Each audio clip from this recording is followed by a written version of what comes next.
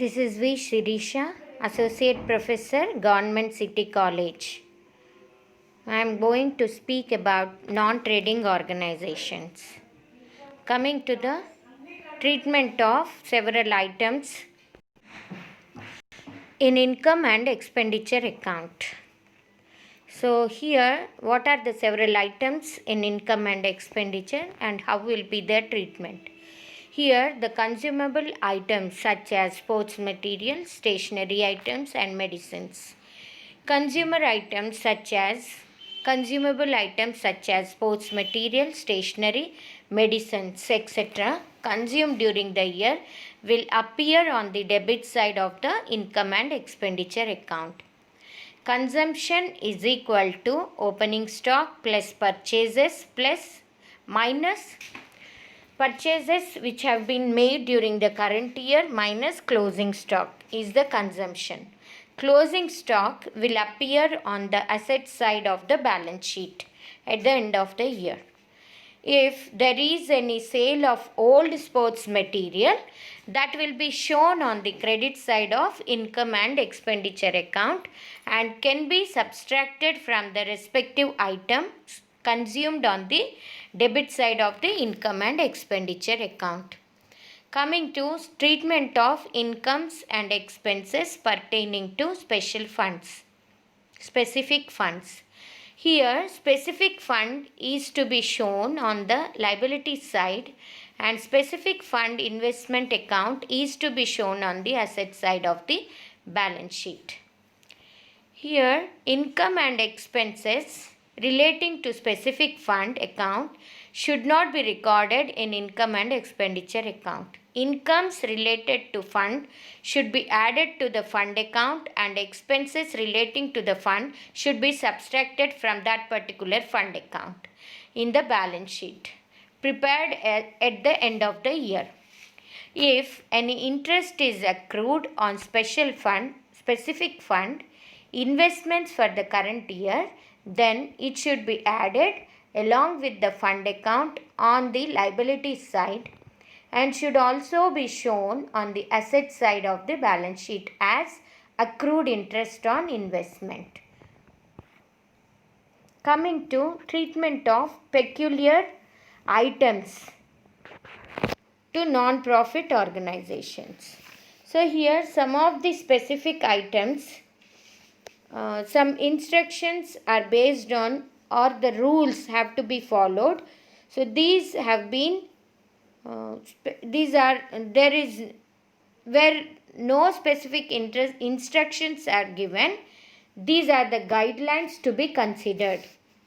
Coming to legacy, the amount received by the non-profit organization as per the will of the donor, then it has to be appeared in the receipt side of the receipts and payments account. It should not be considered as an income but should be treated as capital receipt and to be credited to capital fund account. Coming to donation is the amount which have been received from the source by which the gift is described as donation. Here, donation are the amounts which are given to the non-profit organizations as gift by the member of the society. So, it has to be recorded on the receipt side of the receipts and payments account. And next, depending upon its nature, it can either be recorded in the income and expenditure account or in the balance sheet. So, donations will be of two types, that is specific and general donations. Here, specific donation is for a specific purpose, say for the construction of building or pavilion, then it is called as specific donation. So, it has to be capitalized and has to be shown on the liability side as net after deducting the expenditure if any related to that particular construction. Coming to the general donation, general donation when a donor does not specify any specific condition for the amount which has been donated by him. So it is known to be as the general donation. This general donation is of a small amount. It is to be taken to the credit side of the income and expenditure. If it is small amount, then it has to be taken to the credit side of income and expenditure account. But donation, if it is in big amounts, then hence it has to be capitalized. If nothing is clear whether the amount is small or big, it can be treated as any matter, but a note should be given regarding the treatment of such amount. Coming to the subscriptions. Here, subscription is nothing but it is the member of the association. The amount agreed to be paid by the member at periodical intervals is known to be as the subscriptions. So it is revenue item and a regular source of income for the non-profit organization. So subscriptions received during the year, including current year, previous year and future year, appears on the debit side of the receipts and payments account. And subscriptions relating to current year only are shown on the income side of the income and expenditure account. Subscriptions pertaining to previous and future year are to be separated and recorded in the previous year and current year balance sheets respectively. The amount of subscriptions to be shown in income and expenditure can be computed in the statement. That is, subscriptions received during the year, add the outstanding subscriptions at the end of the current year, add the subscriptions received in advance at the beginning of the current year, and minus from this total you have to minus the outstanding subscriptions at the beginning of the year and subscriptions received in advance at the end of the year pertaining to future year. So this way you have to compute the subscriptions related to current year and it has to be taken into the income and expenditure account. Now coming to the life membership fees. Here generally it will be paid only once by members, and making a lump sum payment he becomes member for the whole life. So it is of non-recurring nature and should be taken as capital receipt, and it should be shown in the balance sheet under the head of life membership fee. Coming to the entrance fees. So entrance fees is nothing but it is the fee which has been paid by the member at the time of admission. It is known as entrance fees. There is controversy over the treatment of this item. Some prefer it to be capitalized because members pay the entrance fee only once. For example, at the time of admission. Hence, it cannot be treated as recurring income. While others feel that as there will be a frequent changes in the membership of the concern, every year entrance fees will be received from new member, and so it is regarded as recurring income and can be taken into income and expenditure account. In the absence of any instruction in the question, the student is advised to take it as an item of income and give a note for that effect. Coming to the sale of newspapers. Sale of newspapers or periodicals. Here, this amount received on account of sale of old newspapers, old periodicals and old sports materials. So, this has to be treated as revenue income and credited to income and expenditure account. Coming to sports material, also the same. So sale of sports material is also a regular feature of the clubs. So sales proceeds should be treated as income and therefore to be credited to income and expenditure account. Coming to honorarium. Here honorarium is the amount paid to a person who is not an employee of the organization. For rendering his services to the concern, he will be paid certain amount. So that is known to be as the honorarium. For example, if a payment is made to a doctor for treating the patients and providing services of a specialized nature is known as honorarium and will be shown on the payment side of receipts and payments account. So, it is posted to the debit side of income and expenditure account. Coming to special fund. So here special fund or specific fund. So it is the amount received for specific purpose are capitalized and shown as specific fund in the balance sheet. For example, prize fund, tournament fund, building fund, match fund, etc. When expenses incurred on such funds, they are not debited to income and expenditure account but deducted from such specific fund account only. So net amount should be shown in the balance sheet. Similarly, income on such investment fund should be added to the respective fund in the balance sheet. In case the expenses exceed the fund amount, the excess of expenses should be debited to income and expenditure account. This we mean by the special fund. Coming to capital fund. Here, capital fund, so whether profit seeking or non-profit seeking, requires money for conducting the day-to-day affairs or day-to-day functioning. So in this case of profit seeking concern, such money is called capital. While in the case of non-profit seeking concerns, it is called as capital fund. That is nothing but the excess of total assets over total external liabilities of the concern is called as capital fund. Capital fund is created with surplus revenue and capital receipts and incomes. It is shown on the liability side of the balance sheet.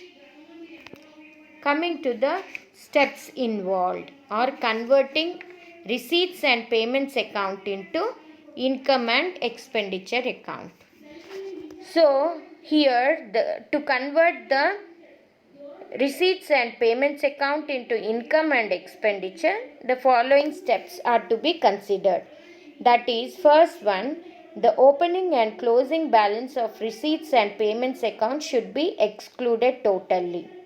And all the items of capital receipts and payments should be excluded. And all incomes of previous years or for years to come, that is future years, should be excluded. And all the expenditures of previous year and the future year should be excluded. And all accrued income and outstanding expenditures related to the period should be included. Items such as bad debts, depreciation, etc. will have to be provided. So this is how we can convert receipts and payments account into income and expenditure account. Coming to the steps involved for the preparation of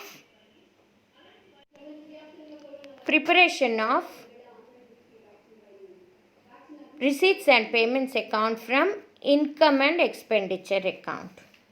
So sometimes what happens, income and expenditure may be given along with its accompanying information and it is required to prepare receipts and payments account. Balance sheet at the beginning and balance sheet at the end will also be provided. So in such case, what is the procedure to be adopted for the preparation? Here in this, All the receipts of cash, whether capital or revenue, are relating to the current year, succeeding and preceding periods should be shown on the debit side of the receipts and payments account. And secondly, all the payments of cash and expenditure, whether capital or revenue nature, or whether they are relating to current year or related to succeeding year or related to preceding periods, should be shown on the credit side of the receipts and payments account. And the third is opening and closing balance of receipts and payments account refers to opening cash and closing cash should be taken into consideration. Coming to next, purchase or sale of assets can be ascertained by comparing to net value of assets on the two dates, that is at the beginning and at the end. And lastly, eliminate all adjustment relating to provisions of doubtful debts and depreciation which were made for preparing income and expenditure. So doing like this, you can prepare receipts and payments account from income and expenditure account. Now coming to the last thing, that is balance sheet of non-trading concerns. So what is the balance sheet? What is the balance sheet? Here, balance sheet of a non-profit organization will be prepared after the income and expenditure account. So it is prepared in the same way which has been prepared in the profit-making organizations. So balance sheet consists of all the liabilities and capital fund on the liabilities side and all assets on the assets side. Its aim is to show the financial position of the non-profit organization on the closing date of the accounting period. So the procedure for the preparation of balance sheet of non-profit organization is: firstly, capital fund at the commencement should be ascertained. The capital fund at the beginning can be ascertained by preparing the opening balance sheet, and the difference between the assets and liabilities is called the capital fund at the beginning. Then adjust the capital fund for surplus or deficit revealed by income and expenditure account during the year, and also adjust the items to be capitalized like life membership fees, legacies, entrance fees, donation, etc. And then outstanding liabilities such as income received in advance, outstanding expenses, etc. on the closing date should be shown on the liability side. Then outstanding assets such as income received, subscriptions outstanding, accrued interest expenses paid in advance should be shown on the asset side of the balance sheet. Then special fund such as tournament fund, match fund, etc. will appear on the liabilities side. From the fund amount, expenditure incurred towards the fund should be deducted and net balance should be shown on the column.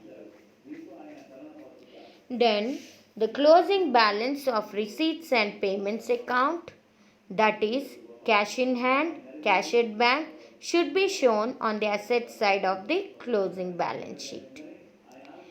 If it is overdraft, then that can be shown on the liability side. Assets in existence at the commencement of the year should be adjusted for addition, disposal, if any, and also minus the depreciation from the assets value. New assets acquired, if any, should be added to the asset side of the balance sheet. Now, the basic principles for the preparation of balance sheet of the non-trading concern are same. So, some specific items that usually become the part of the balance sheet. I have already explained it. So now coming to the uh, sample balance sheet of non-trading concerns have been given in the next slide is similar to that of trading concern, with the exception of capital fund is placed in place of owner's capital or owner's equity. This sample only presents the format and does not depict the complete list of items that should appear on the balance sheet of non-profit organization. The items appearing on an actual balance sheet of the non-trading concern may be more or less than the items above.